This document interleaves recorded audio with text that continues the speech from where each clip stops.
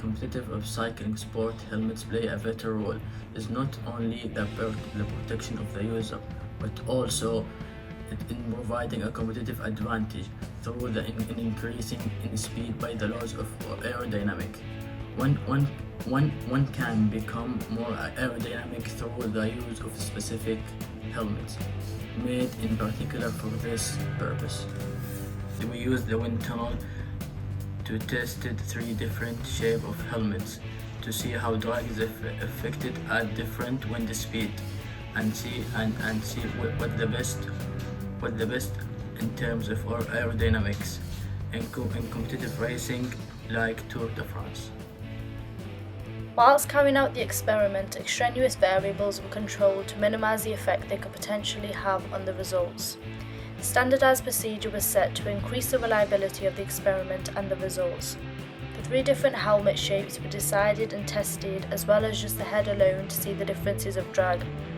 Each helmet was carefully placed on the model head and placed in the wind tunnel, looking straight down the wind tunnel, and results were recorded at 10, 20, 25.9 meters per second, as this is the average speed of a Tour de France competitor, and 30 meters per second twice.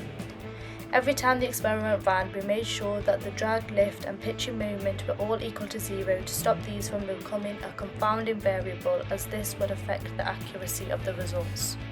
Conclusions are drawn, which allows us to recommend a specific helmet. Drag consists of pressure drag and viscous drag. For the blue helmet, both of these drags will be higher than the rest of the helmets, increasing overall drag, which fits with the results.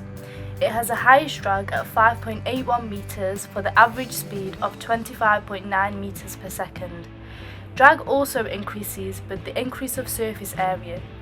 As the blue area has the most surface area, it therefore has the highest drag. Blue helmet has vents, which adds to the high level of breathability. It swirls air around the head, creating turbulence, and this is ideal for those competing in Tour de France, as they often get heat stress, and the vents will allow heat to be able to escape, therefore cooling the cyclist down.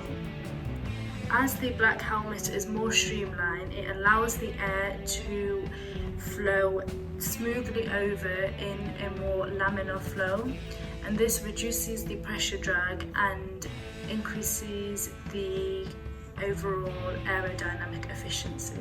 This type of helmet would be better in a shorter race as opposed to the Tour de France. From the black helmet, there was a 39% decrease in drag when compared to the blue helmet. As expected, for all the helmets and the head, as the wind speed increases, so does the drag. Dimensionless numbers are important as they allow us to make direct comparisons between scaled models, which can then be tested and be applied to real life.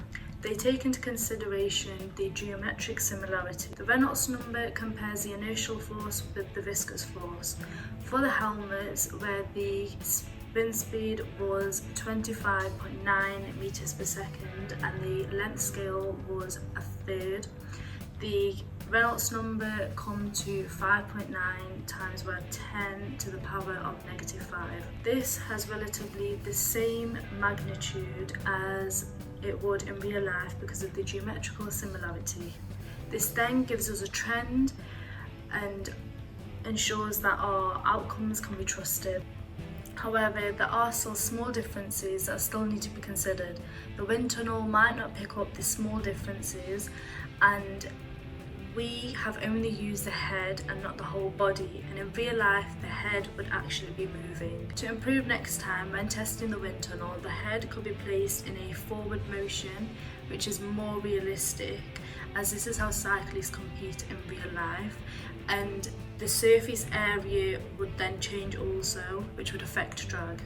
Researchers such as Al Mattel 2014 found that the aerodynamic drag contributes to approximately 80% of the total resistance to cyclists' forward motion at 30 km per hour.